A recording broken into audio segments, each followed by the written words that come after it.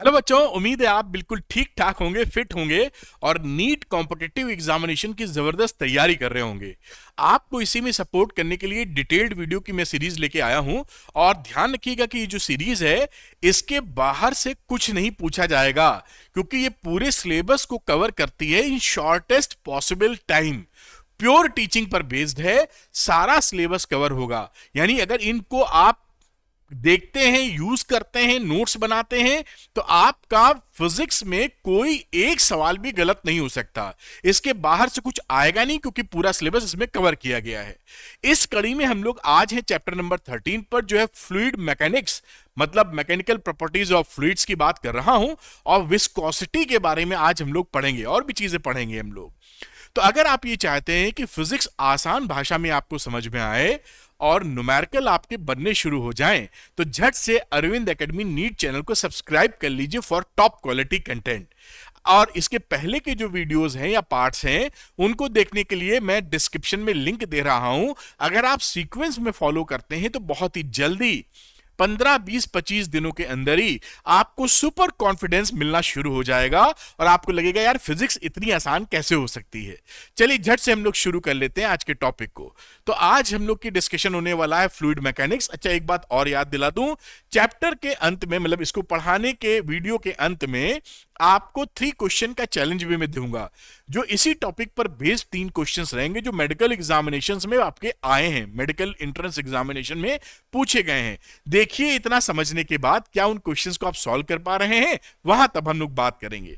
तो fluid mechanics chapter 13 और viscosity की हम लोग आज बात करेंगे। Viscosity, combination of capillary, thin tubes, series combination, parallel combination, सब सीखेंगे।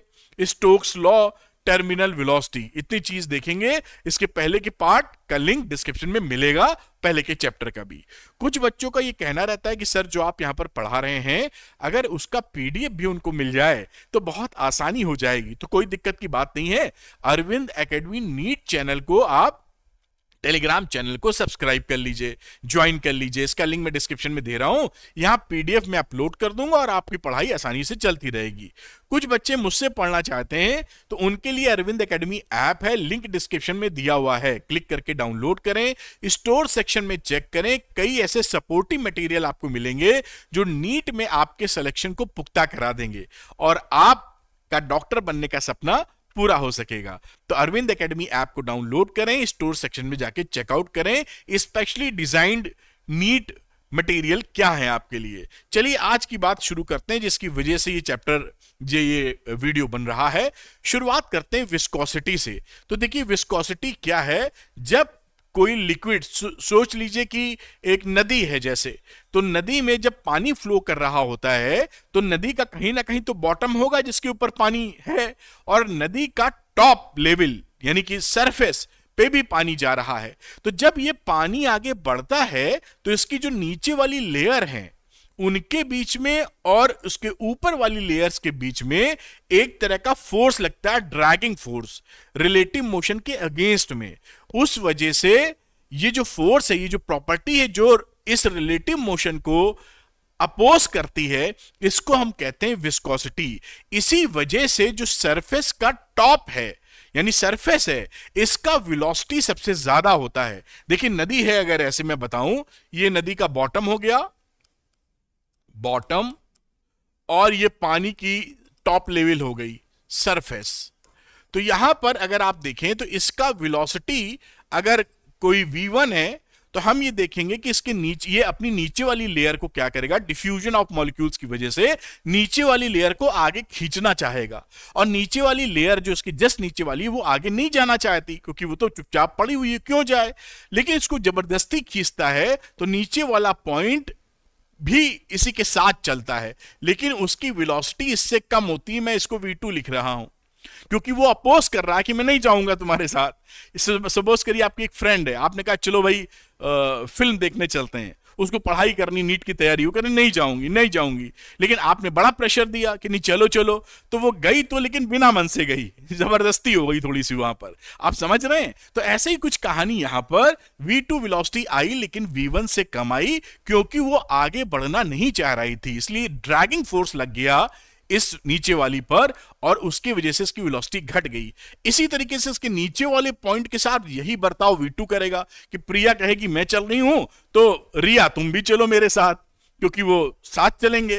तो रिया भी नहीं जाना चाहती क्योंकि वो नीट में सेलेक्ट होना चाहती है, तो उसने भी बिना मन से थोड़ी सी वेलोसिटी पकड़ी जो कि V3 है, जो V2 से भी कम है। इसी तरीके से आप देखेंगे अगले पॉइंट की वेलोसिटी और कम आ जाएगी, जो मैं V4 से लिख रहा हूं, और बॉटम पे आपको VB लिख देता हूं बॉटम, इसकी वेलोसिटी आपको 0 मिलेगी। इस पूरी कहानी में 2-3 बातें हमें ध्यान रखनी है। एक तो जो सरफेस होता है पानी का या किसी भी फ्लूइड का, उसका वेलोसिटी सबसे ज्यादा होगा, है ना, जैसे V1 को दिखाया है। और बॉटम जिस सरफेस से पानी जिस पे खड़ा है, खड़ा होने का मतलब है उससे जो कांटेक्ट सरफेस है वहां पर उसका वेलोसिटी 0 होगा, ठीक। और साथ में ये विस्कोसिटी है क्या, तो विस्कोसिटी एक फ्लूइड की प्रॉपर्टी है जो कि अपोज करती है रिलेटिव मोशन को। ऐसे आप समझे जैसे कि एक मैकेनिक्स में मोटे तौर पे फ्रिक्शन बोलते थे कि जहां भी रिलेटिव मोशन होता था फ्रिक्शन उसका अपोज करता था। यहां काफी बातें हम फ्रिक्शन से जोड़कर देख सकते हैं, लेकिन सारी समानताएं इसमें नहीं होती फ्रिक्शन जैसी। तो ये नहीं समझ लेना कि फ्रिक्शन में जो जो रूल लगते हैं वो सारे रूल हम विस्कोसिटी में लगा देंगे, ऐसा नहीं है। लेकिन हम काफी हद तक वो भावना लेकर, वो दिमाग में आइडिया लेकर इसको समझ सकते हैं। तो आप समझ गए होंगे viscosity is the property of the fluid which opposes the relative motion of the surfaces of the fluids. तो जो ड्रैग होता है वो जो विस्कस ड्रैग लगेगा पीछे, उसे विस्कस ड्रैग बोलते हैं। फोर्स उसकी वैल्यू कितनी होती है भी पता की जाएगी। तो विस्कोसिटी इस प्रॉपर्टी कैरेक्टरिस्टिक का नाम है जो अपोजिशन देती है, ठीक है। तो ये बातें आप समझ गए होंगे, मैंने समझाई। ये डायग्राम भी बना है जो बड़ी शांति से आप देख सकते हैं। अब सवाल ये उठता है कि नीचे वाली ये जो V2 थी, इसके ऊपर जो ड्रैग लग रहा है, विस्कस ड्रैग, ये आगे बढ़ना चाह रही है लेकिन पीछे एक फोर्स लग रहा है, वो फोर्स की वैल्यू कितनी है। जैसे फ्रिक्शन की वैल्यू निकालते थे, लेकिन सारे रूल फ्रिक्शन जैसे नहीं लगाना यहां पर, है ना, इसकी प्रॉपर्टी अलग होती है, आइडिया वो ले रहे हैं। तो वो विस्कस ड्रैग कितना होगा उसको साइंटिस्टों ने स्टडी की और ये बताया कि जो विस्कस ड्रैग होता है वो फोर्स एरिया ऑफ कांटेक्ट के प्रोपोर्शनल होता है। ध्यान दीजिए, फ्रिक्शन में ऐसा नहीं होता था। फ्रिक्शन में कितना एरिया ऑफ कांटेक्ट है इससे कोई लेना देना नहीं होता था, म्यू इंटू एन लिखते थे आप, याद होगा आपको। यहां पर देखिए आइडिया वही है, लेकिन कई बातें अलग भी हैं। ये फोर्स किसके प्रोपोर्शनल है, viscous dash area of contact, कितना जो फ्लूइड है एक दूसरे को कांटेक्ट में है, और दूसरा वेलोसिटी ग्रेडियंट जिसे हम डीवी बाई डीवाई कहते हैं। अब ये डीवी बाई डीवाई क्या है, बड़ी सरल भाषा में आपको समझाता हूं। जैसे सपोज करिए ये बॉटम है बेटा जी, लिख दूं जैसे आप समझ पाए, ये सरफेस है और सरफेस पे वेलोसिटी मैं ले लेता हूं यहां पर, दिस वेलोसिटी मैं V2 लिख देता हूं, अभी मान लीजिए 5 है, और V1 यहां पर 0 होगी क्योंकि बॉटम पर तो मैंने बताया था कि वेलोसिटी 0 होती है। और इसके बीच का जो गैप है, ये सीधी रेखा में बना नहीं, ऐसे बना देते हैं, ये मान लीजिए 2 मीटर है। ये सब मीटर ऐसा ही सिस्टम में है, ये सब आप लिख लीजिएगा, ठीक है। तो वेलोसिटी ग्रेडियंट कैसे निकालोगे तो वेलोसिटी ग्रेडियंट निकालने के लिए बहुत आसान सी बात, आप इसको कर दीजिए V2 माइनस V1, क्योंकि इसको आप delta V upon delta Y भी लिख सकते हैं। V सही लिखा है कि अजीब सा लिखा है, इसको लिखो V2 minus V1 upon Y2 minus Y1। तो V2 माइनस V1 कितना हो गया, 5 माइनस 0, और Y2 माइनस Y1 कितना हो गया, 2 मीटर की गैप था 2, तो 5/2 इज द वेलोसिटी ग्रेडियंट। आप समझ पाए होंगे। और अगर ये पूरी बात हम ना लें, कोई कह दे कि भाई यहां 1 मीटर दूरी पर इसकी जो वेलोसिटी थी वो आपकी 2 है, तो इसका वेलोसिटी ग्रेडियंट में ये V1 V2 मान के निकाल लेना, समझ गए होगे। तो वेलोसिटी ग्रेडियंट कोई भारी चीज नहीं है, बहुत आसानी से समझ सकते हैं। बॉटम पे वेलोसिटी 0 और जहां से ये वैल्यू y बता रहे हैं, मतलब y क्या हो गया, y आपके लिए ये डिस्टेंस हो जाता है, इस केस में ये डिस्टेंस हो गया है, ठीक। V2 माइनस V1 आप कर ही लेंगे, उसमें आप माहिर हैं। अब इस बात को इसके प्रोपोर्शनल भी देखिए हो गया, इन दोनों को मिक्स कर दीजिए तो एरिया एंड वेलोसिटी ग्रेडियंट दोनों को मिला दिया गया और यहां पे एक प्रोपोर्शनलिटी कांस्टेंट इंट्रोड्यूस कर दिया गया जिसकी वैल्यू आ गई F is equal to minus eta A DV by D X. और इस फॉर्मूले को अगर मैं बोलूं तो आपको ध्यान कर लेना है, यह फॉर्मूला आपके नजर में रहना चाहिए। ये इंपॉर्टेंट फॉर्मूला हो गया। ये किसका फॉर्मूला है बेटा? ये विस्कस ड्रैग का फॉर्मूला है कि जो सरफेस आगे जा रही थी उस पे ड्रैगिंग अपोजिशन वाला फोर्स, उल्टी दिशा में फोर्स वेलोसिटी के उस दिशा में लगा। इसी वजह से ये जो निगेटिव साइन है ये यही बताता है कि जो फोर्स का डायरेक्शन है बेटा वो किधर है, जिस दिशा में रिलेटिव मोशन हो रहा है उसकी विपरीत दिशा में। This negative sign indicates that thing. उम्मीद है ये बात आप समझ पाए होंगे। अगर सरफेस आगे जाना चाह रही है तो फोर्स पीछे लगेगा, है ना, जिससे तभी तो ड्रैग का मतलब ही होता है किसी चीज को पीछे खींचने की कोशिश कर रहे हैं, विस्कस ड्रैग। खैर ये बात आप पकड़ पाए होंगे। ये फॉर्मूला आपके जहन में यानी दिमाग में मजबूती से रहना चाहिए। अब अगली बातचीत में देखिए यही बातें कही गई हैं कि माइनस साइन वगैरह क्या कहता है, ये मैंने आपको प्यार से समझा दिया है। इसकी यूनिट बड़ी इंटरेस्टिंग है। तो विस्कोसिटी की या एसआई यूनिट ऑफ ईटा की बात करें जिसे आप कोफिशिएंट ऑफ विस्कोसिटी बोलते हैं, इस ईटा को भी ध्यान रखिएगा। ये क्या है? Coefficient of viscosity. इसकी बेटा यूनिट क्या होगी? इसकी यूनिट होती है एसआई सिस्टम में न्यूटन सेकंड पर मीटर स्क्वायर, और इसको हम डिकेपॉइज या पास्कल सेकंड भी बोलते हैं। तो ये थोड़ी सी अलग टाइप की यूनिट है, शायद आपको ध्यान ना हो। तो एमसीक्यू में कहीं पूछ ही लें कि ये डिकेपॉइज किसकी यूनिट होती है, क्योंकि कॉन्सेप्चुअल क्वेश्चंस भी तो आपके यहां आते हैं जो झट से हो जाते हैं, आता है तो आप तुरंत पकड़ लेंगे कोफिशिएंट ऑफ विस्कोसिटी की यूनिट होती है ना। तो इसको भी पकड़ के रखिए, दिस इज डिकेपॉइज या पास्कल सेकंड। और एक डिकेपॉइज होता है 1 न्यूटन सेकंड पर मीटर स्क्वायर यानी 1 पास्कल सेकंड, और ये टेस्ट 10 पॉइस के बराबर होता है। इसकी डायमेंशंस की बात करें तो ml-1 t-1, इसको भी पकड़ के रखें। और coefficient of viscosity of water at 10 degree centigrade, ये देखिए टेम्परेचर क्यों लिखा है, क्योंकि जब भी टेम्परेचर को चेंज करते हैं विस्कोसिटी नॉर्मली कम हो जाती है। सरल भाषा में बात करें मोटे तौर पर एट ए ग्लांस जिसे बोलते हैं, बहुत तिकड़म ना लगाते हुए, तो आप ये सोच सकते हैं कि विस्कोसिटी उसमें ज्यादा होगी जो फ्लूइड गाढ़ा होगा, है ना। जैसे कि शहद, हनी आप कहीं से गिराने की कोशिश करें तो धीरे धीरे गिरता है, गाढ़ा होता है, उसकी विस्कोसिटी ज्यादा है। पानी फटाफट गिर जाता है नीचे, आप देख रहे हैं। तो मोटे तौर पर आप ये भावना ले सकते हैं कि जो भी गाढ़ा लिक्विड है उसका विस्कोसिटी ज्यादा है नॉर्मली, और जो फटाफट गिर रहा है, मूव कर रहा है, उसकी विस्कोसिटी कम है, यानी वो लिक्विड डाइल्यूटेड है, ऐसा समझ लें आप। ठीक, अब यहां पर कोफिशिएंट ऑफ विस्कोसिटी का वैल्यू वाटर का 10 डिग्री सेंटीग्रेड पे लिखा है। टेम्परेचर बढ़ाने पर जैसा यहां लिखा है कि experimental data show that coefficient of viscosity in eta की वैल्यू घटती है टेम्परेचर बढ़ा देने पर। अगर आप शहद ले लें और उसको गर्म कर दें तो पहले की अपेक्षा वो जल्दी बहना शुरू हो जाएगा ये जानते भी हैं हम लोग, कोई बड़ी बात थोड़ी है। उसको थोड़ा गर्मा देंगे तो थोड़ा सा तेजी से फ्लो करना स्टार्ट कर देगा, तो कोफिशिएंट ऑफ विस्कोसिटी घट जाएगी। चलिए एक सवाल लगा देते हैं, ये सारी बातें तो बड़ी अच्छी तरीके से समझ में आ रही हैं। ये एक न्यूमेरिकल है, इसको करते हैं, बहुत आसानी से समझ में आएगा। A plate of area 2 metre square, क्योंकि एरिया पे डिपेंड करता है, तो is made to move horizontal with a speed of 2 metre per second by applying a horizontal tangential force over the free surface of a liquid. तो यहां पर समझ लीजिए कोई बॉटम होगा, सरफेस, और यहां पर एक लिक्विड की फ्री सरफेस है, और इसकी जो वेलोसिटी पकड़नी है अपने को, ऐसे समझ लें, यहां वी लगाते हुए इन्होंने बताई है वो कितनी रखनी है, 2 मीटर पर सेकेंड। और a plate of area 2 metre area आपको वैल्यू दे रखी है, इसी की एरिया ले लीजिए 2 metre square. The depth of the liquid is 1 metre. ये जो कहानी है, ये कहानी कितनी है?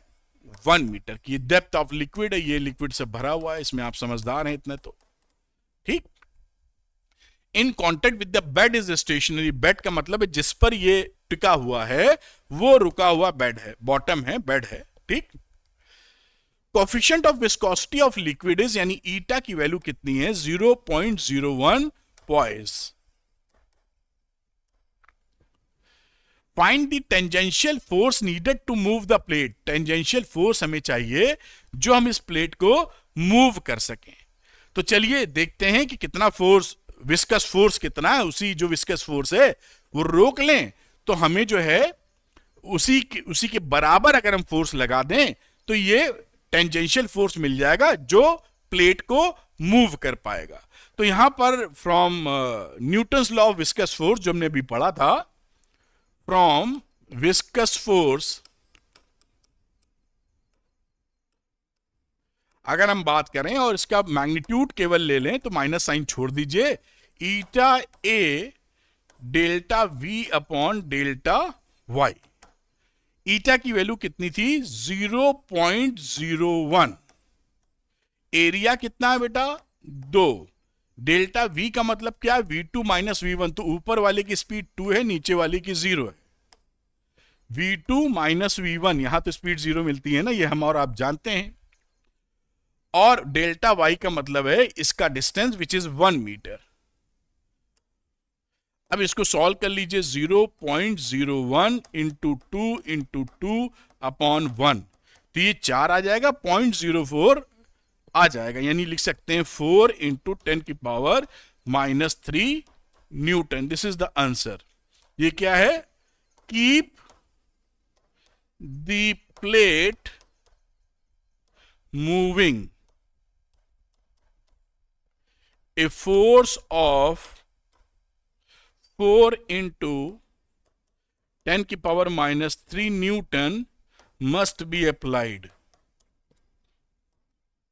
अगर आपको प्लेट को मूव करना है तो इतना आपको करना होगा। ये आपके यहां पर आंसर बन गया जिसको आप दिमाग में पकड़ सकते हैं। मेरे ख्याल से ये हाईलाइट काम भर का हो रहा होगा। मैं चाह रहा था ये भी गाढ़ा हो जाता थोड़ा, लेकिन शायद मैं कर नहीं पा रहा। खैर, आप ये बात समझ गए होंगे। This is the answer. मैं हट जाता हूं, इसको आप नोट कर लीजिएगा और ऐसे ही सवाल आपको मिलते रहेंगे। आगे भी बात समझेंगे हम लोग बहुत प्यार से। तो चलिए, इसको आपने नोट किया होगा। आगे चलते हैं एक कदम और आगे। अब फ्लो देखते हैं जो सिलिंड्रिकल पाइप में फ्लो होता है। सिलिंड्रिकल पाइप मतलब जैसे आपके घरों में जो सप्लाई आती है पानी की जल विभाग द्वारा, वो भी तो सिलिंड्रिकल पाइप ही होते हैं। जमीन के अंदर बिछाई होती है पाइपलाइन, आपने देखा होगा, खुदाई वुदाई अक्सर चला करती है हिंदुस्तान में हर जगह। तो ये अगर मैं पाइप बना दूं ऐसा, इसकी लेंथ इतनी ही बना रहा हूं क्योंकि इससे ज्यादा की जगह नहीं है। इसकी लेंथ अगर L ले लें, क्योंकि फॉर्मूले में चीजें आपको बतानी होंगी। इसका सेंटर में यहां पर एक्सेस ये पकड़ लेता हूं सेंटर से।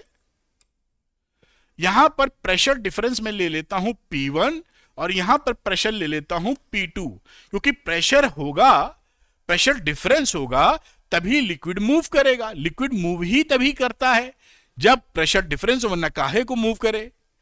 हवा भी तो तभी चलती जब प्रेशर डिफरेंस हो, वरना नीचे शांति पकड़े रहती है। तो ज्यादा प्रेशर से कम प्रेशर की तरफ फ्लूइड मूव करता है। तो ये P1 P2 हो गया। ये इसका आप समझ लीजिए एक्सेस है, O डैश कर देता हूं। इसकी जो पूरी रेडियस है, मैं यहां ये रेडियस कह देता हूं, दिस इज कैपिटल R। और यहां पर ये जो फ्लो होता है, ये देखिए लैमिनर है, कुछ इस टाइप का फ्लो होता है। ये इससे आप देख पा रहे हैं इसका मतलब क्या है? इसका मतलब ये है कि इस जगह, इसी फोटो का इस्तेमाल करेंगे, इस जगह सेंटर में या एक्सिस पर वेलोसिटी सबसे ज्यादा होती है फ्लूइड की। और जैसे जैसे आप सिलेंडर के सरफेस, सिलेंडर के जो पाइप है, पाइप पर जा रहे होते हैं, ये वेलोसिटी घटती जाती है। ये फ्री सरफेस हो गई और यहां से जैसे जैसे ऊपर जाएंगे, देखिए वेलोसिटी उससे पहले से इससे कम, फिर इससे कम, और यहां पर आ जाएंगे इसकी सरफेस पे तो वेलोसिटी यहां पर 0 मिल जाएगी।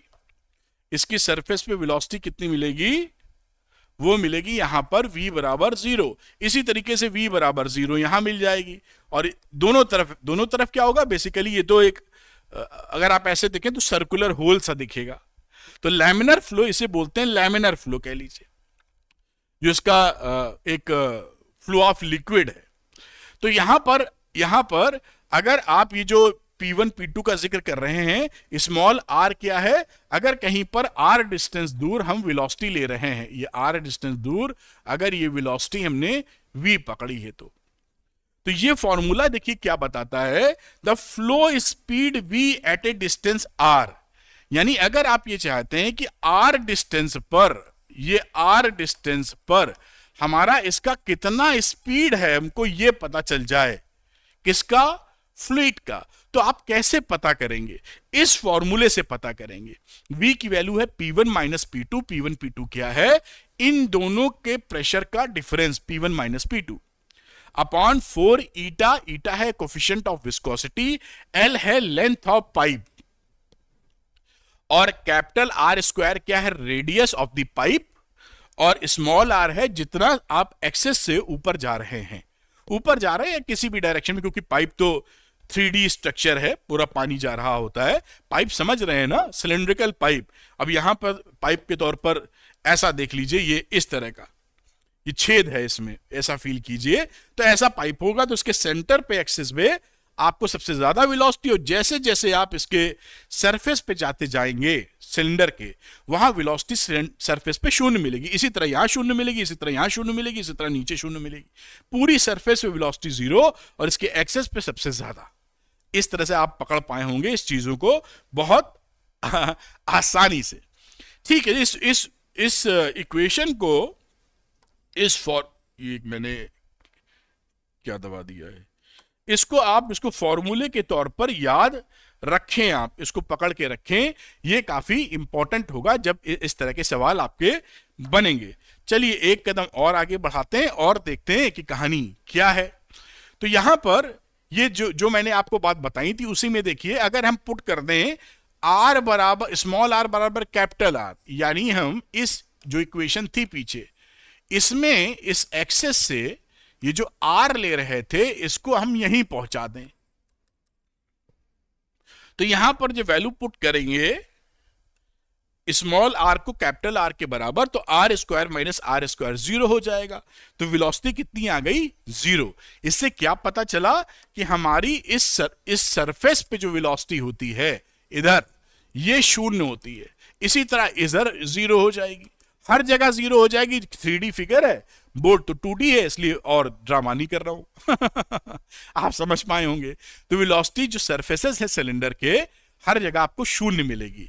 और r की वैल्यू अगर 0 पुट कर देंगे, तो r 0 पुट करने का मतलब क्या है बेटा, कि आप इसी एक्सेस पे खेलना चाहते हैं, है ना। r 0 पुट करने का मतलब यही इसी एक्सेस पे है, यहां से r आपने 0 पुट कर दिया, यहां कहीं पॉइंट ले लिया, उस दशा में मैक्सिमम स्पीड मिलेगी, क्योंकि r की वैल्यू 0 पुट कर दीजिए तो P1 minus P2 R square upon 4 eta into L आ जाएगा, जो कि मैक्सिमम है। ये देखिए V मैक्स, और ये किधर की स्पीड है, एक्सेस वाली स्पीड है, जो कि मैक्सिमम होगी। ये पहले से हम लोग क्वालिटेटिवली समझ रहे थे। तो the velocity of viscous fluid moving along A pipe is maximum along its axis. तो ये बात भी आप यहां पर समझ गए। इन फॉर्मूलों को जरूर ऑन द फिंगर टिप्स रखिएगा, जिससे इस तरह का सवाल मिले तो तुरंत 6 मार दें आप चलिए एक कदम और आगे बढ़ाते हैं। अब ये एक साइंटिस्ट थे पॉजलिस, इन्होंने इक्वेशन क्या बनाई कि भाई जो फ्लूइड फ्लो हो रहा है वो उसका वॉल्यूम फ्लो रेट क्या है। वॉल्यूम फ्लो रेट का मतलब 1 सेकंड में कितना वॉल्यूम फ्लो कर गया, ये वॉल्यूम फ्लो रेट है। और इसी को हम लिखते हैं डीवी अपॉन डी डीवी ये वेलोसिटी वाला नहीं है, वॉल्यूम वाला है, ये वॉल्यूम वाला है, इसीलिए इसको वॉल्यूम फ्लो रेट बोल रहे हैं। 1 सेकंड में कितना वॉल्यूम फ्लो कर गया। इन्होंने जब ये बात कैलकुलेट की तो ये कैलकुलेशन हमारी नजर में होना चाहिए और हमें आना, ये इसका बड़े काम का है। अभी जब series combination of pipe, parallel combination of pipe पढ़ेंगे तो इसी का भी हवाला देंगे हम लोग। तो कितनी क्वांटिटी पर सेकंड फ्लो करती है, डीवी अपॉन dt से pi upon 8, are capital R की पावर 4, कैपिटल आर था पाइप, सिलेंड्रिकल पाइप का radius, eta coefficient of viscosity, P1 P2 आप समझ चुके हैं, pressure difference between the two ends of the pipe, L है length of the pipe. ठीक, ये क्या बता रहा है, Q 1 सेकंड में कितना फ्लूइड फ्लो कर गया है वॉल्यूम फ्लो रेट, बस बहुत आसान है सब। और ये पॉजली साहब ने ही पहले इसको खोजा था या रिलेशनशिप दिया था, इन्हीं के नाम पर हम लोग पॉइजलीज इक्वेशन इसे बोलते हैं। अब कुछ इंटरेस्टिंग बातें हम लोग क्या देखेंगे कि इस वाले फॉर्मूले में हम इसको एक दूसरी तरह लिखते हैं। देखिए, यानी Q लिखा P1 माइनस P2, और ये जो वैल्यू थी यहां पर, ये ऊपर इसको 1 अपॉन करके इसके साथ जोड़ दिया, उल्टा करके नीचे लिख दो।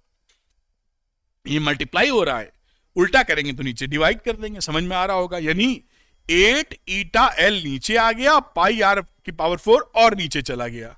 तो ये वैल्यू देखिए क्या बनी यहां पर, P1 minus P2 8 eta L pi are 4, इसको आप x मान लीजिए, कोई क्वांटिटी कह रहे हैं, x नॉर्मली किताबों में छपा रहता है, तो मैं भी x मान रहा हूं। अब ये वैल्यू क्या बन गई, delta P upon x, where here या where x is equal to 8 eta L pi are 4, इस तरह का ये फॉर्मेट बन गया। अब इसको क्या करते हैं हम लोग ना, हम लोग जो करंट की भाषा पढ़ी थी, इलेक्ट्रिक करंट, जो 12th में आपने पढ़ा था या जो अभी पढ़ा होगा, उससे इसकी एनालॉजी स्टैब्लिश करते हैं। एनालॉजी मतलब उसी का अनुरूपता पकड़ते हैं, उसी के अनुरूप पकड़ते हैं। तो अनुरूप पकड़ने में हम जानते थे कि हम जो बातें समझते थे करंट में, वो I is equal to delta V upon R हुआ करता था। याद होगा, I था इलेक्ट्रिक करंट, डेल्टा V था पोटेंशियल डिफरेंस, R था रेजिस्टेंस। यहां पर भी इस Q को हम क्या समझ रहे हैं, क्योंकि ये फ्लूइड का फ्लो है, rate of flow volume in 1 second, ये भी क्या था, चार्ज का फ्लो इन 1 सेकेंड। तो इसी को हम इससे कैसे एनालॉगस बना रहे हैं, इसको हम I कह दे रहे हैं, I समझ ले रहे हैं, है ना। Charges flowing in 1 second is known as electric current. Volume flowing in 1 second known as a fluid current. तो ये फ्लूइड करंट का मामला हो गया Q से।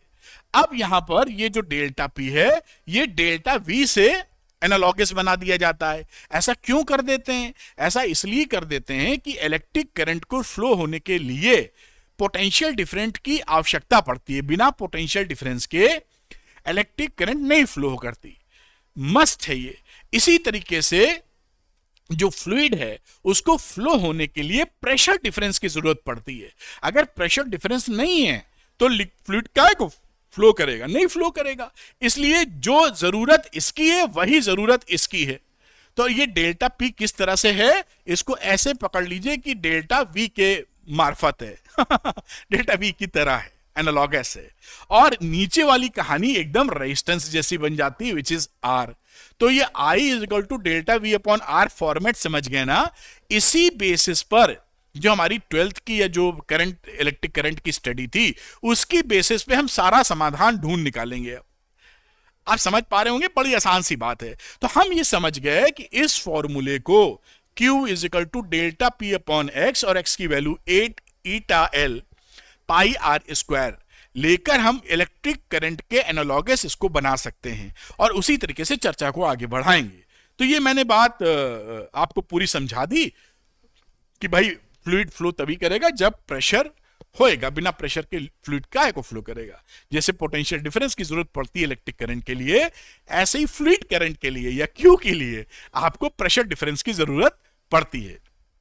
अब एक कदम आगे बढ़ाते और हम यहां पे चर्चा करते हैं कि problem of series and parallel combination. देखिए, अब सीरीज पैरेलल का मतलब क्या है कि जैसे ये दो पाइप आपस में जोड़ दिए आपने, ऐसे देखिए, पाइप 1 प्रेशर 1 समझ लोगे, ये पाइप पूरा ही लिख देता हूं, पाइप 1 और पाइप 2, तो ये सीरीज कॉम्बिनेशन है। या इसी तरीके से आपने पैरेलली इनको क्लब कर दिया है, इस तरह से मान लीजिए जोड़ दिए हैं, तो ये पाइप 1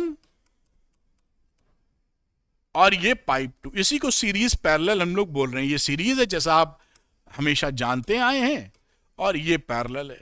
ये एकदम वैसे ही पकड़ना है जैसे रेजिस्टेंस पकड़ते थे। रेजिस्टेंस के केसेस में, करंट के केसेस में R1 R2 पकड़ते थे हम लोग ऐसे। सब कहानी हम लोग वैसे ही अभी कहने वाले हैं। ये पैरेलल कहानी थी। इसी हिसाब से यहां पर चीजें हम लोग समझ लेंगे। ये सीरीज, ये पैरेलल, है ना, बिल्कुल वैसे ही करेंगे, सरल एकदम हो जाएगा। तो इन लिखा है ना, problems of series and parallel combination of pipes can be solved in the similar manner as it is done in the case of electrical resistances या सर्किट्स। सर्किट की मैंने भाषा यहां लिखी, ये पहचानते हैं आप, और पाइप को जैसे क्लब किया जाएगा सीरीज या पैरेलल में तो वहां पहचान जाएंगे। चलिए, तो potential difference delta we is replace by delta P, ये मैंने समझा चुके हैं आपको। आर की जो रेजिस्टेंस की वैल्यू थी वो एक्स से रिप्लेस हो गई, 8 eta L upon pi R की पावर 4। और electric current is replace by volume flow rate, जिसे फ्लूइड करंट कह सकते हैं, डीवी अपॉन डी। तो हमने बिल्कुल सिस्टम यहां पर बैठा दिया। अब हम देखेंगे सीरीज पैरेलल कॉम्बिनेशन में कहानी क्या कही जाएगी।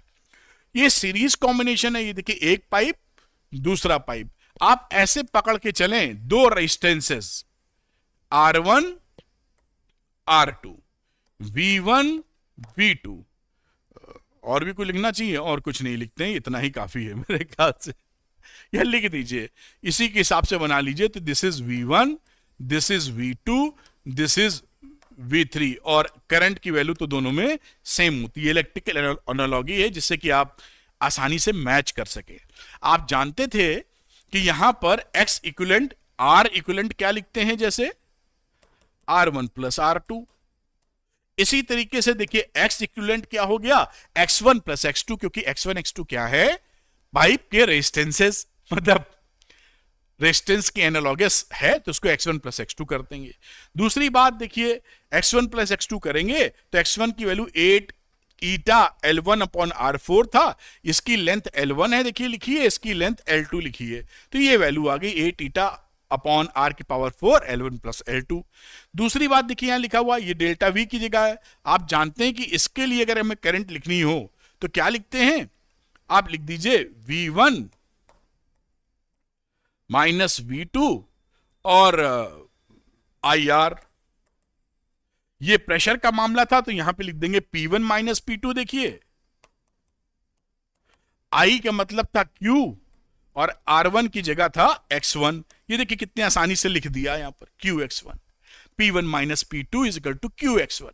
इसी तर्ज पर इस P2 और P3 का डिफरेंस ले लीजिए, तो ये करंट हो गई Q, और ये रेजिस्टेंस यानी इसकी बात कर रहे थे, दिस इज, इसके लिए X2, इसके लिए X1, तो ये QX2 हो गया।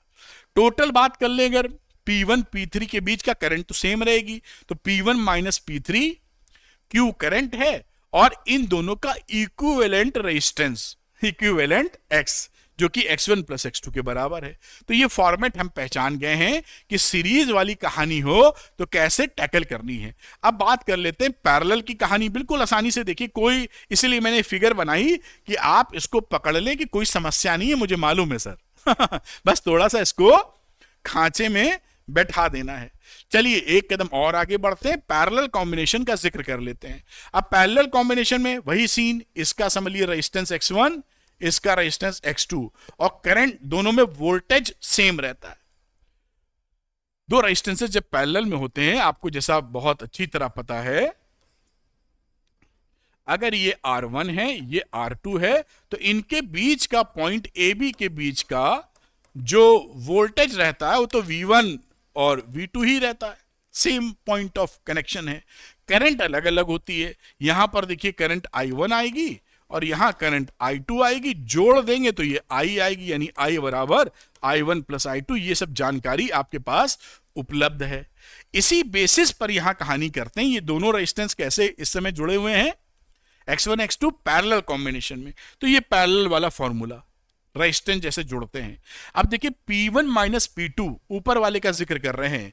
P1 माइनस P2 का मतलब delta V, V1 minus V2, इसके लिए I1 इंटू R1 लिखा है, तो यहां पर लिख दोगे I1 यानी Q1 इंटू X1, और ये वोल्टेज इसके लिए भी सेम है, वोल्टेज का मतलब हो गया प्रेशर डिफरेंस। तो ये P1 माइनस P2 इसके लिए हो गया Q2 इंटू X2, बहुत अच्छी बात। टोटल की बात करेंगे अगर, जैसे यहां पूरी की बात करते हैं तो यहां लिखोगे V1 माइनस V2 आई इंटू इक्विवेलेंट, तो P1 माइनस P2, आई का मतलब हो गया Q1 प्लस Q2 और X इक्विवेलेंट, यानी पैरेलल कॉम्बिनेशन की भी कहानी हमने समझ ली। अब यही सीरीज पैरेलल के जब सवाल हमारे सामने आएंगे, इसी तिकड़म को लगा के उनको सॉल्व कर देंगे। यही एक एडिशनल चीज है जो दिमाग में आपको पकड़नी है। खैर, पहले अगला एक न्यूमेरिकल लगाते हैं, फिर आगे की बातचीत करते हैं। देखते हैं, water is flowing through a horizontal tube 8 centimetre in diameter, तो ये बेटा हो गया डायमीटर, अभी बात कर लेंगे, रेडियस इसका आधा हो जाएगा, एंड 4 किलोमीटर इन लेंथ, ये लेंथ है, एट द रेट 20 लीटर पर सेकेंड, वॉल्यूम भी दे रखा है, वॉल्यूम फ्लो रेट दे रखा है। Assuming only viscous resistance, find the pressure required to maintain the flow in terms of mercury column. Pressure को हमें मरकरी कॉलम के हिसाब से बताना है, बता देंगे, कोई दिक्कत, प्रेशर निकालो फिर मरकरी कॉलम में चेंज कर देंगे।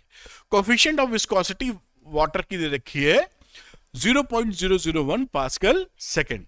तो चलिए, हमारे पास फॉर्मूला क्या था, देखिए, वॉल्यूम फ्लो रेट का पाई पी आर की पावर 4 8 ईटा एल। अब यहां से मैं प्रेशर निकालना है, तो मैं यही यहां निकाल लेता हूं। प्रेशर यहां से क्या निकल गया बेटा, प्रेशर निकल गया 8 V eta L upon pi R की पावर 4। अब यहां पे इसका प्रेशर निकाल लो, 8 लिखिए, वॉल्यूम था 20 लीटर पर सेकेंड, यानी 20 मीटर में निकाला, लीटर की जगह -3 पर सेकेंड। फिर रहा इसका ईटा था 0.001, और फिर उसके बाद लेंथ है जो कि है 4 किलोमीटर, मीटर में लिखेंगे तो 4000 लिख देंगे,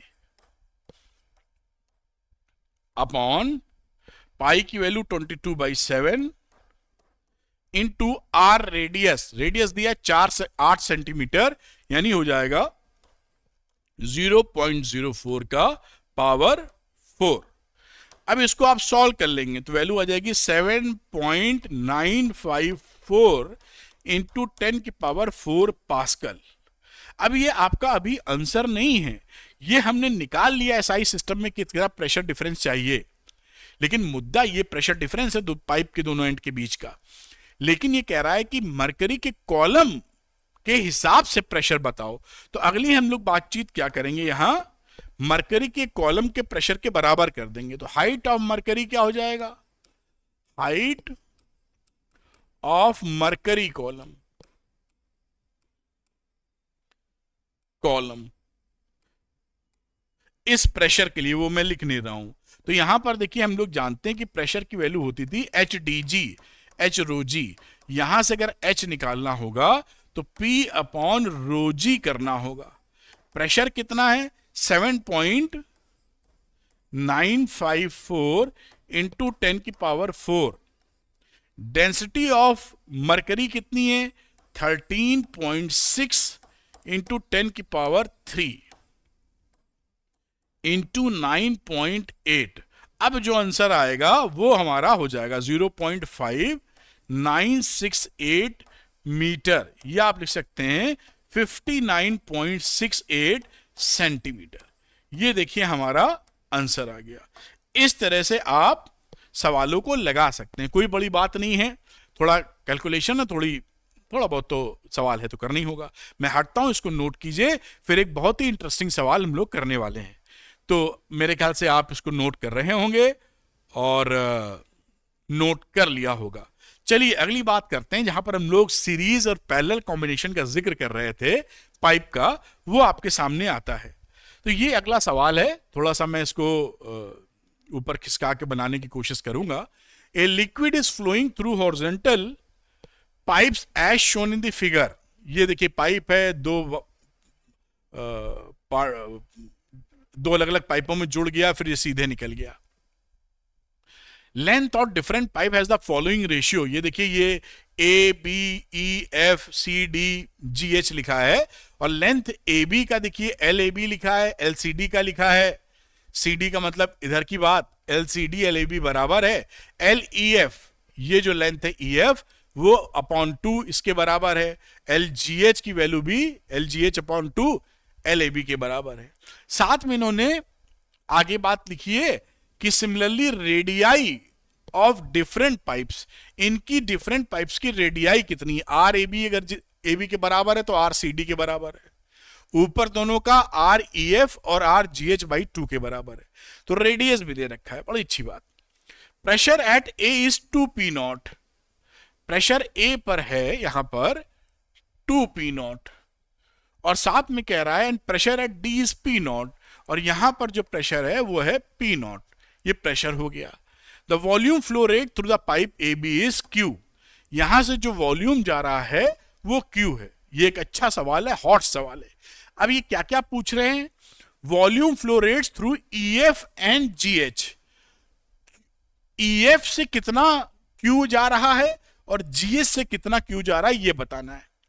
हमने देखा था कि ऐसे पाइप के फ्लो में, सेकंड पार्ट भी करेंगे अभी हम लोग, ऐसे पाइप के फ्लो में हम इसको इलेक्ट्रिकल करंट की एनालॉजी बना लेते हैं या उसके हिसाब से करते हैं, तो इसको हम इलेक्ट्रिकल सर्किट में चेंज कर देते हैं। समझने के लिए मैं छोटा सा सर्किट बना रहा हूं, इतना कि आपको दिख भी जाए, काम भी बन जाए।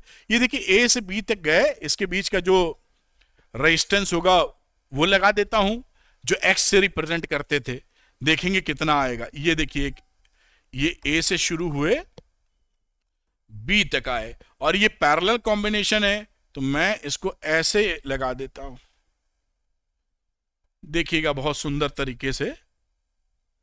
और इसके बाद CD का मामला है, तो ये एक रेजिस्टेंस यहां तक लगा दिया, इसको D नाम दिया, इसको C नाम दिया, इसको F नाम दिया, इसको E नाम दिया, इसको G बोला, इसको H बोला।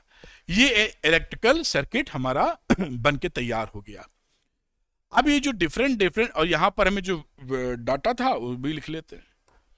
ये 2P0 यहां का प्रेशर था, और P0 साहब, अरे कलर ही नहीं बदल रहा है थोड़ा ये मोटा पतला चलता है, इससे ही P0 हो गया। आप समझ गए होंगे इतना। अब इनका जो रेजिस्टेंसेस है यानी X के टर्म में वो वैल्यू निकालने की कोशिश करेंगे। तो देखिए वो कैसे निकालेंगे, इंटरेस्टिंग फैक्ट पकड़िए। यहां पर हम ये जानते हैं कि जो फॉर्मूला हमने पीछे देखा था अभी, वो क्या था, वॉल्यूम वाला, जिसे हम लोग वॉल्यूम फ्लो रेट की बात कर रहे थे, Q की बात कर रहे थे। तो अगर मैं वॉल्यूम फ्लो रेट की बात करूं या Q की बात करूं, तो Q की वैल्यू क्या थी, फॉर्मूले के अनुसार पाई P R4 upon 8 eta L, ये फॉर्मूला हमारे पास था। इससे हम देखिए क्या चीज पकड़ पा रहे हैं, और साथ में X की बात करें, क्योंकि X की बात मैं यहां लिख देता हूं। X की बात जो हमने की थी, सवाल इसको हटा दो, बहरहाल X ही लिख लेते, उससे काम हो जाएगा। 8 eta L upon pi R4, ये X की बात लिखी थी। इससे हम क्या देख पाए कि X हमारा प्रोपोर्शनल है L अपॉन R की पावर 4 के। यहां देखिए ईटा तो एक ही लिक्विड जा रहा है, तो viscosity, coefficient of viscosity same हो गई, पाई सेम है, तो L अपॉन R4 के प्रोपोर्शनल है। यानी ये जो एक्सेस हैं, X1 X2 X3 X4 जो भी चीजें निकल रही हैं, ये इसी की प्रोपोर्शनलिटी पे होंगी। तो मैं यहां पर क्या करता हूं, XAB, इन दोनों के बीच का resistance is two XCD, CD का मतलब इनके बीच का रेजिस्टेंस इज टू XEF, इनके बीच का, और इसी तरीके से GH, इनके बीच के रेजिस्टेंस को एक रेशियो में लिख लेता हूं, इसी हिसाब से चलेगा। तो XAB के लिए L अपॉन 4 लोगे तो L कितना है, 1/2। ये देखिए जो L है इसका 1/2 ले रहे हैं, तो इसी के टर्म में चलेंगे, इसको L मान लीजिए, तो ये L/2 हो जाएगा, यानी 1/2 रेशियो ले रहे हैं, तो 1/2 अपॉन R की पावर 4, और रेडियस कैसा चल रहा, अगेन 1/2, इसको R पकड़ लो तो R/2 हो गया, तो ये 1/2 का पावर 4। ध्यान पकड़ पा रहे हो ना। दूसरी बात करिए, एक्स सी डी उसके लिए भी सेम चीज आ जाएगी 1/2 अपॉन 1/2 का पावर 4। फिर एक्स ई एफ, तो एक्स ई एफ के लिए क्या रहा, लेंथ। लेंथ तो इसकी 1 हो गई ई एफ की, ये थी ना आधी इसकी। तो बेटा यहां पर ये जो आर ई एफ है इसके नीचे का 2 गायब कर दीजिए आप, ये 2 नहीं है, और आर ई एफ ही बराबर है ये, मतलब मैं फिर से लिख देता हूं आर ई एफ। तो यहां पर ये 1 अपॉन करेंगे तो आर ई एफ ही आर के बराबर था, दिस इज 1/2 की पावर 4। इसको हम आर रेशियो में पकड़ रहे हैं, तो ये r/2 ये बाकी सब हो गए, और ये खुद जो जी एच वाला है वो 1 के बराबर हो गया। तो ये वैल्यू हो गई इस टू। यहां एक्स जी एच की बात करें तो एक्स जी एच में इसको हमने लेंथ को L पकड़ रखा था, दिस इज 1, और नीचे ये 1/2 की जगह ये 1 आ जाएगा, तो दिस इज 1 की पावर 4। उम्मीद है ये रेशियो आप ले पा रहे होंगे, है ना, ये रेशियो जो ले पा रहे हैं ये इस तरह से रेशियो मैंने यहां पर बना दिए हैं। एक्स ए बी इसके L/R4 आप वैल्यू लिखते चले जाइए, L/R4। इसको अगर आप L मान लेंगे तो ये L ए बी कितना हो जाएगा, L/2, उसी हिसाब से यहां रखा है। इसको आर जी एच को R मान लेंगे तो ये तीनों वैल्यू कितनी हो जाएगी, 1/2, और खुद ये R के बराबर है, खुद ही R के बराबर है। तो इसको जब आपने कैलकुलेट किया तो ये वैल्यू देखिए कितनी आ गई, ये वैल्यू आ गई 8:8:16:1, ये रेशियो आ गया। अब हम इसको, इसके जो रेजिस्टेंसेस उसको कैसे मेंशन कर सकते हैं, ये रेशियो में है, तो ए बी की बात करें तो इसको 8x लिखा जा सकता है। एक्स सी डी की बात करें तो इसको भी आप 8x लिख सकते हैं। फिर ई एफ की बात करें तो 16 आ रहा है, तो ये 16x लिखा जा सकता है, और ये 1x है, that is known to be 1x। तो ये हमने डिस्ट्रीब्यूशन किसका कर दिया, इलेक्ट्रिकल एनालॉगी के हिसाब से रेजिस्टेंसेस क्या क्या होंगे जो एक्स के फॉर्मेट में लिखे जाते हैं। अब ये पूछ रहे थे साहब कि वॉल्यूम फ्लो रेट ईएफ और जीएस से। अब इसके लिए सेम आप सोचिए कि जो करंट होती है, मैं व्हाइट कलर लेता हूं, अगली बात कि करंट जो होती है वो रेजिस्टेंस के रेसिप्रोकल होती है। भाई V = IR है ना, तो जिसमें रेजिस्टेंस ज्यादा होगा उसमें करंट कम होगी, और जिसमें रेजिस्टेंस कम होगा उसमें करंट ज्यादा होगी। तो अगर मैं यहां पर जो टोटल करंट आ रही है वो टोटल यहां पर कितनी आ रही थी, ये करंट थी Q आ रही थी, यहां से Q था फ्लो। इस Q वाले फ्लो को 17 हिस्सों में डिवाइड कर लीजिए और इसी का रेसिप्रोकल इसमें डिस्ट्रीब्यूट कर लीजिए। तो यहां पर देखिए क्या हो जाएगा, इस जगह EF के बीच में जो करंट की वैल्यू होगी वो Q/17 हो जाएगी, और इसका हो जाएगी 16Q/17। ये समझ पाए हैं ना। देखिए 17 हिस्से कर लिए भाई, 16 इसके, और जैसे रेजिस्टेंस में करते थे अगर आपको जल्दी करना होता था, जैसे कोई रेजिस्टेंस था यहां, मान लीजिए ये 3 लिखा हुआ है ओम, ये 4 ओम है, और यहां से करंट आ रही है सपोज करें I, तो ये इसी के रेसिप्रोकल में चलती, तो 7 हिस्से कर लीजिए इसके, 7 पार्ट, और इसका इसके अपोजिट नहीं 4 पार्ट इसमें भेज दीजिए। 4/7I करंट इसमें हो गई और 3/7I करंट इसमें हो गई। बात समझ पा रहे हैं, 7 हिस्सों में उल्टा, क्योंकि रेसिप्रोकल चलता है ना, I is inversely proportional to R कह दीजिए आप, R बढ़ेगा तो I कम हो जाएगा। तो उसी रेशियो में आपने डिवाइड कर दिया, 7 हिस्से किए, इसको 4 हिस्से दिए, इसका उल्टा, और इसको 3 हिस्से दिए। 2 में बड़े आसानी से डिवीजन हो सकता है, 3 में थोड़ा फॉर्मूला लगाना पड़ जाएगा। ये रेशियो एंड प्रोपोर्शनल वाला पॉइंट है। इसी तरीके से इसके टोटल 16 और 1 17 हिस्से किए, 16x था तो यहां 1x था तो 1x इसको मिल गया, x अब Q एक पार्ट Q/17, और 16 वाला पार्ट 16Q/17 यहां हो गया। तो इस पहले पार्ट का आंसर तो आपका आ गया जो था वॉल्यूम फ्लो रेट।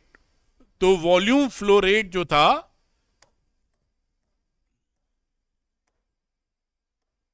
ये काफी अच्छा क्वेश्चन है, काफी फंडे क्लियर कर देगा आपके। EF की बात करें तो ये हो जाएगा Q/17, और वॉल्यूम फ्लो रेट EF की जगह GH की बात करें तो GH में 16Q/17, ये हमने वॉल्यूम फ्लो रेट निकाल लिया। अब अगली चर्चा करते हैं pressure at E and F। E पर और F पर हमको प्रेशर निकालना है। तो पहले हम क्या करेंगे, जो Q से इसका रिलेशन लिखेंगे, जैसे टोटल करंट की बात कहा करते थे। तो टोटल करंट यानी Q और V is equal to I R. तो I हमको पता है, प्रेशर डिफरेंस भी टोटल का पता है, ये 2P नॉट है, इधर P नॉट है। R इसका R इक्विवेलेंट निकाल लेंगे। तो चलिए हम लोग शुरू करते हैं नंबर 2 निकालने का प्रोसेस। मैं कलर को थोड़ा बदलता हूं, ध्यान रखिएगा, वही एनालॉजी लगा रहे हैं, उसी तरह से कर रहे हैं जैसे इलेक्ट्रिक करंट को करते हैं। तो एक्स नेट कितना आ गया, इक्विवेलेंट रेजिस्टेंस इस पूरे की कहानी का 8x, ये सीरीज में है तो ये रहा 8x। ये दोनों पैरेलल में है तो R1 R2 upon R1 plus R2। तो R1 R2 का मतलब है 16x इंटू एक्स, और R1 प्लस R2 कर देंगे तो 16x प्लस x, ये पैरेलल में हो गए। ये फर्दर सीरीज में है, दैट इज 8x। अब इसको आप सॉल्व जब करेंगे, जो बड़े आसानी से सॉल्व हो जाएगा, 288 अपॉन 17x टोटल रेजिस्टेंस आ गया। अब V is equal to I R जैसे लगाते थे वैसे ही इसके लिए V is equal to I R लगा दीजिए। मैं थोड़ा सा ऊपर करूंगा, ज्यादा ऊपर नहीं करना चाहता वरना समझाने में दिक्कत आएगी। तो आप क्या कह सकते हैं V is equal to I R में, Q की बात अगर करें करंट की, जिसे आप V is equal to I R लिखते थे, उसी तरीके से I बराबर क्या हो गया, V बाई आर। इसी के हिसाब से I क्या था, करंट कितनी फ्लो हो रही है, जो कि हमारी Q के बराबर है, और पोटेंशियल यानी प्रेशर डिफरेंस कितना है, तो यहां 2P नॉट है और उधर को P नॉट है। टोटल रेजिस्टेंस कितना है इसका, 288 अपॉन 17x, ये आपने यहां पर निकाल मारा। इससे वैल्यू कितनी आ गई, 17P नॉट अपॉन 288x। ये एक नोन फिगर है, P नॉट भी दिया था सवाल के अंदर और Q भी दिया था, इसके रिलेशन स्टैब्लिश हो गया। अब हम लोग बात करेंगे किसके बीच की, कि इसके प्रेशर के बीच की बात कर रहे हैं। तो यहां हम प्रेशर मान लेते हैं कितना बेटा, P1। इस प्रेशर को, इस यहां के प्रेशर को हम मान रहे हैं P1, और एक और प्रेशर है P2 मान लेते हैं F की जगह। इसको P1, इसको P2, ठीक है। अब देखिए, अब थोड़ा ऊपर, थोड़ा छोटा करने की कोशिश इधर करूं क्या, हाँ इधर ही खसकाता हूं जिससे मैं बातचीत जारी रख सकूं। तो मैं थोड़ा सा इसको ऐसे कर लेता हूं, उम्मीद है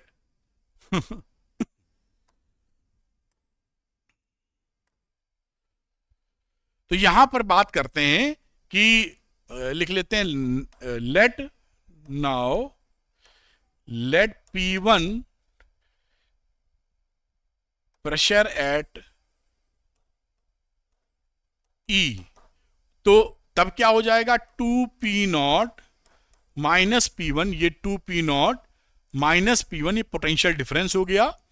इसके बीच में रेजिस्टेंस कितना है, 8x, तो पोटेंशियल डिफरेंस, और ये रहा 8Q, 8x तो हो गया रेजिस्टेंस और Q हो गया आपका current, V is equal to I R के फॉर्मेट में। अब यहां से आप 8 लीजिए, Q की वैल्यू आपने यहां निकाली थी, देखिए ये Q निकली थी 288 अपॉन 17।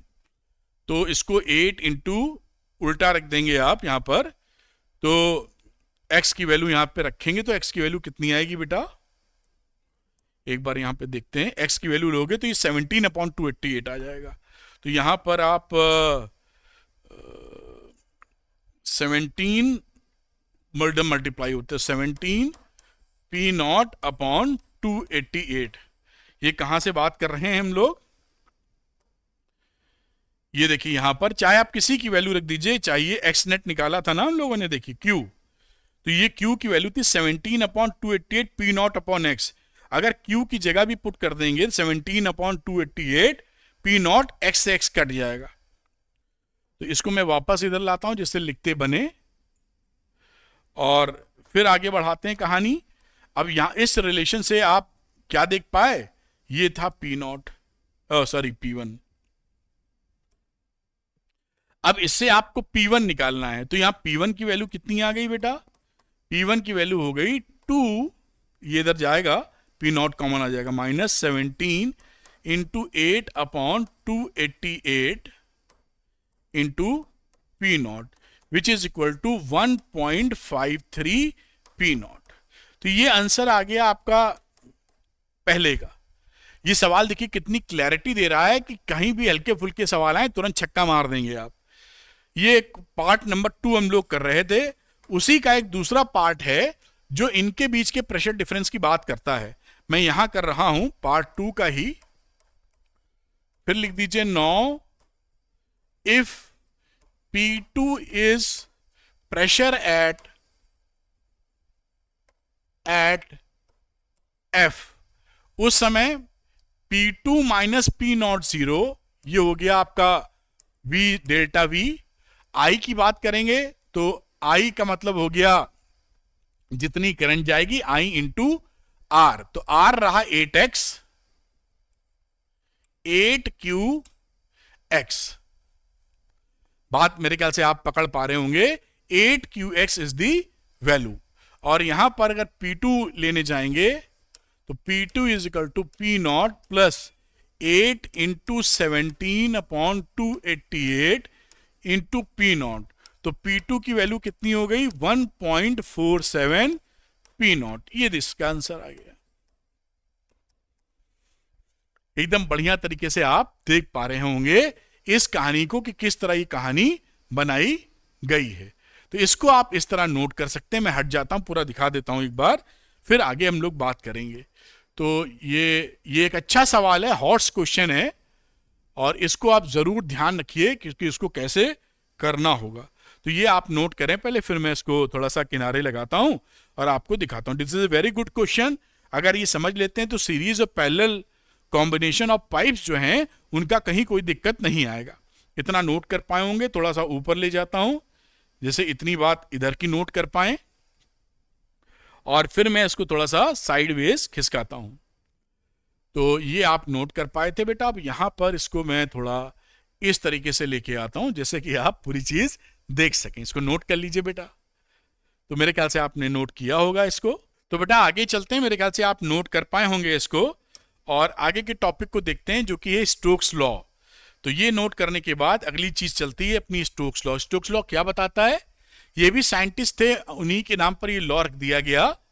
और जी स्टोक्स ने 1843 में ये लॉ बताया था। उन्होंने बताया था कि अगर कोई स्फेरिकल बॉडी है और किसी फ्लूइड में गिर रही है तो उस पर फोर्स, विस्कस ड्रैग कितना लगेगा वो बताया था। तो उसका जो वैल्यू था वो क्या था? F बराबर 6 पाई ईटा RV। फोर्स है जो नीचे गिर रही है V वेलोसिटी से, तो फोर्स लगेगा इसका ऊपर, इसका रेडियस आपका है R, तो वैल्यू हो जाएगी 6 पाई ईटा रेडियस R इंटू वेलोसिटी जिस वेलोसिटी से गिर रही है।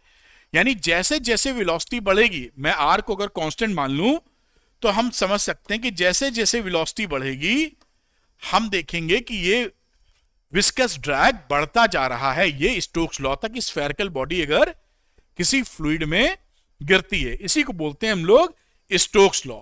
अब क्या होता है, देखिए इंटरेस्टिंग चीज, कि अगर हम ये मान लें कि कोई बॉडी किसी फ्लूइड में, ये फ्लूइड है, फ्लूइड में गिर रही है, तो गिरने के बाद इसमें कार्यक्रम क्या होगा? यहां पर एक शुरू में जो फोर्स लगेगा वो फोर्स लगता है फोर्स ऑफ बायोएंसी। भाई फ्लूइड में तो आर्किमिडीज प्रिंसिपल तो लगता ही है ना, बायोएंसी फोर्स। तो शुरू में जब ये बॉडी रुकी होगी, मैं समझाता हूं फिर नेक्स्ट स्लाइड लूंगा, जिस समय इसकी वेलोसिटी 0 है, जब गिरना शुरू करती है, उस समय इसका वेट नीचे काम कर रहा होगा और फोर्स ऑफ बायोएंसी जिसे FB, मैं यहां पर FT लिख देता हूं, फोर्स ऑफ बायोएंसी है, ये एक्ट कर रहे होंगे। ये फ्लूइड में भरा है, ये पानी है या जो भी है, ठीक। अब इस समय क्योंकि V 0 है, इस वजह से F की वैल्यू भी 0 है, क्योंकि हमने भी देखा था स्टोक्स लॉ के हिसाब से F equal to 6 pi eta RV, और V अगर 0 पुट कर दोगे तो F की वैल्यू कितनी मिल जाएगी बेटा? एफ भी 0 मिल जाएगी। तो इस समय विस्कस ड्रैग इस पे नहीं लग रहा है, विस्कस ड्रैग नहीं है, और वेट इस समय ज्यादा है एफ से। तो इस वजह से क्या करेगा, ये फ्लूइड में आगे गिरता जाएगा और इस पे एक्सेलेरेशन आ जाएगा, उससे स्पीड बढ़ती चली जाएगी, बढ़ेगी ना स्पीड, समझ रहे हैं भाई। कोई चीज ऊपर से नीचे गिर रही फ्लूइड में, वेट बायगेंट फोर्स से ज्यादा है, बायगेंट फोर्स तो फिक्स हो गया लगने के बाद, डेप्थ के हिसाब से तो बायगेंट फोर्स चेंज नहीं होता, वीडीजी होता है, वॉल्यूम पूरा डूब चुका है, डेंसिटी ऑफ फ्लूइड इनटू जी, और ये वेलोसिटी बढ़ती चली जाएगी इसकी। जब वेलोसिटी बढ़ेगी तो साथ साथ ये विस्कस ड्रैग भी बढ़ जाएगा, देख रहे हैं ना, विस्कस ड्रैग एफ, क्योंकि वेलोसिटी जहां जीरो नहीं बढ़ने लगी तो विस्कस ड्रैग बढ़ने लगा।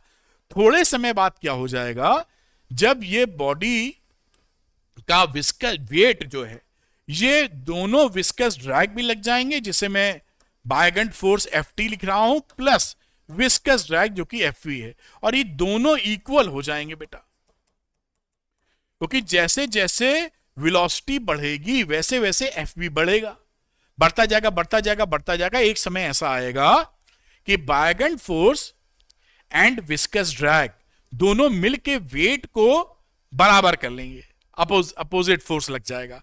उस समय इस पे नेट फोर्स 0 हो गया।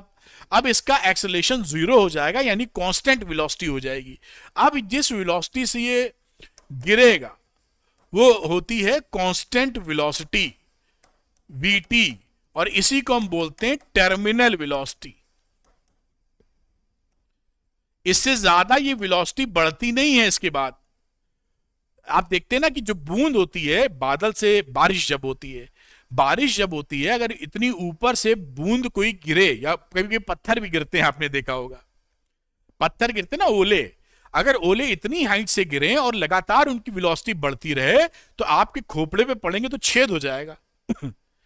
उसकी वेट के बराबर, मान लीजिए उसका जो एक पत्थर का छोटा वाला जो ओला होता है उसका वेट 10 ग्राम है, 10 ग्राम को आप जरा जिस भी मल्टी स्टोरेज बिल्डिंग में रहते होंगे 11वें तल्ले 12वें तल्ले पर, वहां से गिरा के देखिए, नीचे गिरेगा तो गड्ढा कर देगा, थोड़ा सा सिक्का गिरा देंगे तो आप, कितना फोर्स जनरेट होता है। और बादल तो कितना ऊपर होते हैं, बादल तो निचले बादल भी आपको मोटे तौर पे 2000 मीटर हाइट पे मिलते हैं, मैदानी इलाके तो मुश्किल से सी लेवल से 150 मीटर 200 मीटर तक जाते हैं। जैसे मैं लखनऊ में हूं, 198 मीटर है अबव द सी लेवल।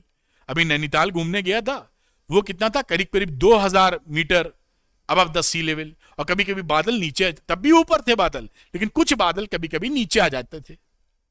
आप देख रहे हैं, तो 2000 मीटर की हाइट से अगर आप कम से कम 2-2.5 मीटर की हाइट से अगर किसी ओले को, आइस स्टोन को छोड़ दें और लगातार वो उसकी वेलोसिटी बढ़ती रहे, तो किसी आदमी के खोपड़े पे पड़ जाएगी तो छेद कर देगी।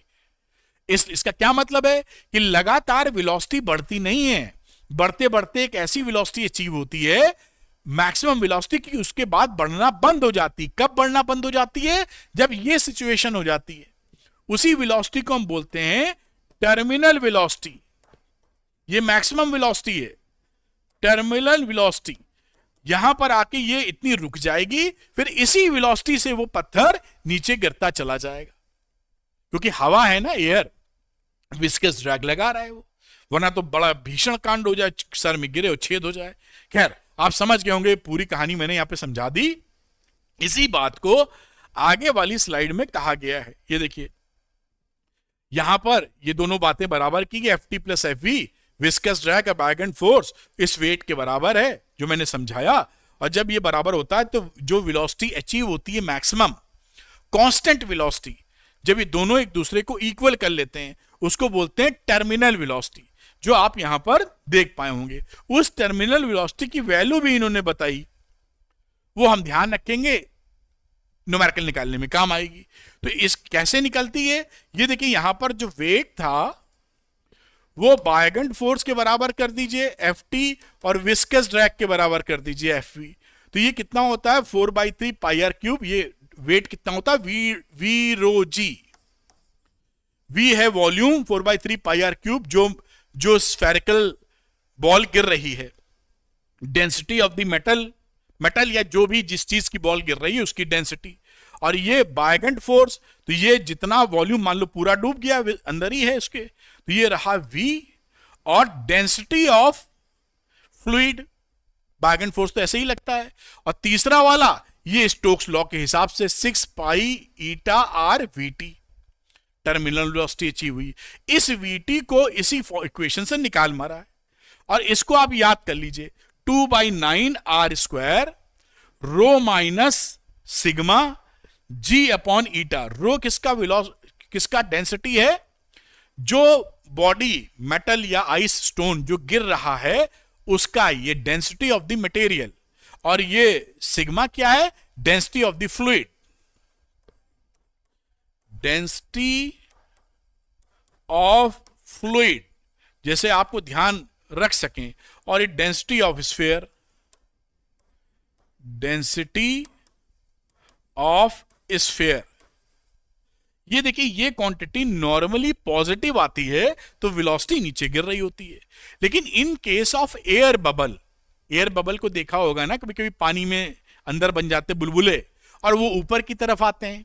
ऊपर की तरफ बुलबुले क्यों आते हैं, क्योंकि उस समय अगर ये पानी है, इसमें कोई एयर बबल हमने ले लिया, तो एयर बबल में इसकी जो रो ऑफ एयर है, रो ऑफ एयर, और इसका जो पानी का सिग्मा है, ये रो ऑफ एयर, वाटर लिख देता हूं, rho of air will be less than sigma of water. ऐसे ये कम हो जाता अंदर का माल, अंदर की डेंसिटी, तो ये कम हो जाएगी तो निगेटिव हो जाएगी ना, रो सिग्मा से छोटा हो गया। निगेटिव आने का मतलब क्या है, VT निगेटिव हो गई। निगेटिव आने का मतलब ये बुलबुले किधर भागने लगते हैं, ऊपर की तरफ, सरफेस की तरफ, और ऊपर जाके अपना फूट जाते हैं। आप ना क्यों बुलबुले ऊपर भागते हैं, क्योंकि इसके अंदर जो एयर भरी हुई है, इसकी डेंसिटी वाटर की डेंसिटी से कम हो जाती है, रो कम हो जाता है सिग्मा से, तो VT विल बिकम निगेटिव। और VT अगर निगेटिव हो गई तो बुलबुले ऊपर आने लगते हैं और सरफेस तक जाते हैं, उसके बाद और ऊपर जाने की कोशिश करेंगे, एयर निकल जाएगी उसकी। तो आपसे ये पूछ भी सकते हैं MCQ के अंदर, जो कि आपसे पूछा जा सकता है, आप बात को पकड़ पाए होंगे। अब इसका एक ग्राफ बना लेते हैं, इस ग्राफ पे भी बेस्ड सवाल आते हैं साहब। ये ग्राफ किसके बीच में, वेलोसिटी और टाइम। तो आपका जैसे जैसे टाइम बढ़ेगा, आप देखेंगे वेलोसिटी शुरू में बढ़ेगी, फिर टर्मिनल वेलोसिटी के आसपास आकर ये कांस्टेंट हो जाएगी। तो इस तरह का कर्व मिलता है, ग्राफ मिलता है, जब किसी बॉडी को फ्लूइड में आप स्फेरिकल बॉडी को गिराते हैं। ये ध्यान रखिएगा, और कोई कर्व नहीं मिलेगा। इसके हिसाब से मैंने बबल वाली बात यहां पर आपको समझा दी थी अभी, कि कैसे कैसे क्या कहानी, बबल ऊपर क्यों आते हैं, क्योंकि बबल के अंदर की जो एयर होती है उसकी डेंसिटी ऑफ वाटर या फ्लूइड से कम हो जाती है। खैर, ये बात आप पकड़ पाए होंगे। अगला क्वेश्चन बनाते हैं टर्मिनल वेलोसिटी के ऊपर बेटा हम लोग, और जो कि बहुत ही ज्यादा सरल है।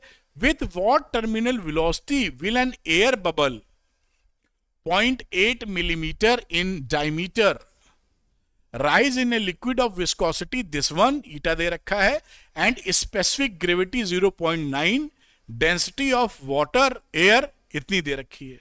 तो हम जानते हैं वैल्यू क्या होती है, टर्मिनल वेलोसिटी की 2/9 R square rho minus sigma into G upon eta. तो वैल्यू लिख लेते हैं। R देखिए कितनी मिल गई यहां पर, रेडियस था 0.8 मिलीमीटर, 0.4 इंटू 10 की पावर -3 मीटर। सिग्मा की वैल्यू ले लेते हैं, सिग्मा है 0.9 इंटू 10 की पावर 3 किलोग्राम पर मीटर क्यूब। रो ले लेते हैं 1.293 किलोग्राम पर मीटर क्यूब। ईटा की वैल्यू दे रखी थी 0.15 जहां तक, मीटर स्क्वायर, और G 9.8 होता ही है। यही सारी वैल्यूज आप इसके अंदर पुट कर देंगे। तो मैं कलर को बदल लेता हूं और यहां पर वैल्यूज डालता हूं। तो VT is equal to 2/9 R square, R की वैल्यू थी 0.4 इंटू 10 की पावर -3 का square, rho minus sigma 1 - 293 minus sigma is 0.9 into 10⁻³ into 9.8 upon eta 0.15। यहां देखेंगे कि वीटी की वैल्यू कितनी आ जाएगी, माइनस 0.0021 मीटर पर सेकेंड, या आप सेंटीमीटर में लिखना चाहें तो माइनस 0.21 सेंटीमीटर पर सेकेंड। नेगेटिव साइन क्या दिखा रहा है कि ये बबल ऊपर की तरफ जाएगा, और नेगेटिव इसलिए आया है क्योंकि ये नंबर बड़ा है, ये नंबर छोटा है, छोटा में से बड़ा घटाया गया है। तो this is your answer. Negative sign समझ गए, लिख नहीं रहा हूं। इसका मतलब in upward direction bubble will move in upward direction, या बबल विल राइज। तो इसको भी आप नोट कर लें, अगला एक सवाल और करेंगे जिससे क्लैरिटी आपकी बन जाए। तो मेरे ख्याल से आप इसको नोट कर पाए होंगे। अगला सवाल पकड़ते हैं, वो भी इंटरेस्टिंग है, आपके लिए काफी जरूरी है, जिससे पूछा पाछा जाता है तो कर लें आप। 2 spherical raindrops of equal size are falling vertically through air with a terminal velocity of 1 meter per second. What would be the terminal speed if these two drops were to coalesce to form a large drop, spherical drop? पहले दो ड्रॉपें थी, वो गिर रही थी। अब थोड़ी देर बाद जो कहानी बनी, ये दोनों आपस में गई मिल, और ये बन गई क्या, एक बड़ी ड्रॉप। अब ये गिरना शुरू हो गई, तो इसकी टर्मिनल स्पीड इसकी हमको दे रखी है 1 मीटर पर सेकेंड, दोनों एक जैसी थी, और इसकी वीटी डैश हमको निकालनी है। ये कहानी है, एयर में मामला चल रहा था। तो चलिए हम देखते हैं, जो फॉर्मूला पीछे लिखा था वीटी वाला, आपको ध्यान दिला देते हैं। 2/9 r square sigma minus rho into g upon eta. इससे क्या हम देख पाए कि जो वीटी की वैल्यू है वो हमारी प्रोपोर्शनल है आर स्क्वायर के। ये रेफरेंस तो हम बढ़िया से निकाल ले गए। अब वीटी हमारा आर स्क्वायर के प्रोपोर्शनल है, तो यहां पर दोनों जो वॉल्यूम, दोनों ड्रॉप के वॉल्यूम मिलके एक बड़ी ड्रॉप बने होंगे, तो वॉल्यूम को इक्वेट कर देते हैं। तो इसका रेडियस ले लेते हैं हम लोग स्मॉल आर दोनों का, और इनका कैपिटल आर। तो वॉल्यूम कंजर्वेशन लिख दीजिए, या मैं वॉल्यूम ही लिख देता हूं, बड़े वाले का जो छोटे वाले का double, pi r cube is equal to बड़े वाले का 4/3 पाई आर क्यूब।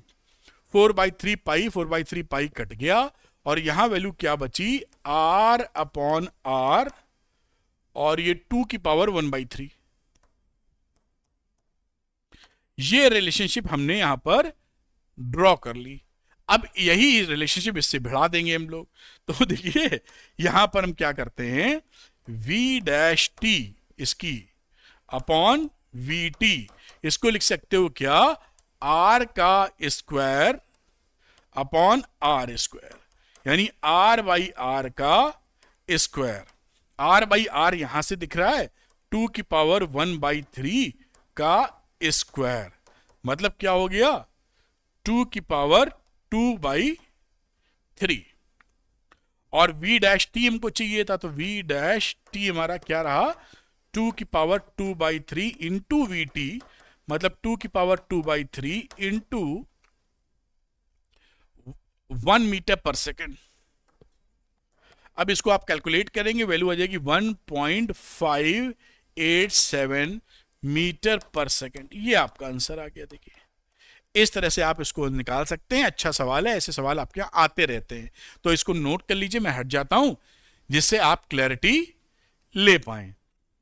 अब आगे की बात करते हैं। 3 क्वेश्चन चैलेंज का समय आ गया है। तो 3 क्वेश्चन चैलेंज ये मैं लिखता हूं चैप्टर 13 पार्ट 3, जैसे आपको आंसर जब भेजना हो तो मैं पहचान सकूं। इन 3 क्वेश्चंस को जो आपके मेडिकल एंट्रेंस एग्जामिनेशन में इसी टॉपिक पर पूछे गए हैं, आप सॉल्व कीजिए और कमेंट सेक्शन में इसका आंसर पोस्ट कीजिए। देखिए सही है कि गलत। और for answers join Arvind academy NEET Telegram channel, link in description. इसका आंसर्स में पूरा एक्सप्लेनेशन के साथ मैं पोस्ट कर दूंगा। कहां पर, आपके Arvind academy NEET Telegram channel पे इसको ज्वाइन कर सकते हैं। तो पहला क्वेश्चन आपके सामने ये रहा, मैं हट जाता हूं, 2022 में पूछा गया सवाल है। देखिए, मुझे पूरी उम्मीद है कि ध्यानपूर्वक अगर लेक्चर आपने सुना होगा तो ये सवाल आप बना पाएंगे। खैर ठीक है, दूसरा सवाल दिखाता हूं आपको। तो ये रहा question number 2, challenge number 2, challenge accepted करके दिखाइए, मजा आएगा। ये देखिए 2019 का सवाल है, रीसेंट क्वेश्चन, और इसको भी ध्यानपूर्वक लगाएं, मुझे पूरी उम्मीद है कि इसको भी आप लगा पाएंगे। अगली बात करते हैं बेटा हम लोग चैलेंज नंबर 3, ये थर्ड क्वेश्चन बेटा, इसको भी सॉल्व कीजिए और बताइए कि आपके हिसाब से कौन सा ऑप्शन सही बैठता है। तो अगर आप ये इसका कमेंट सेक्शन में पोस्ट कीजिएगा इसके ABCD। अगर आप ये चाहते हैं कि फिजिक्स आसान भाषा में आपको समझ में आए, वीडियो लेक्चर देखने के बाद न्यूमेरिकल निकलने लगे, तो झट से अरविंद एकेडमी नीट चैनल को सब्सक्राइब कर लीजिए for top quality content. Video अगर पसंद आया हो तो लाइक और शेयर कीजिएगा, अरविंद एकेडमी नीट चैनल को सब्सक्राइब कीजिएगा। इसका PDF अगर आपको चाहिए तो Arvind academy NEET Telegram channel को ज्वाइन कर सकते हैं। Thank you very much, wish you all the best.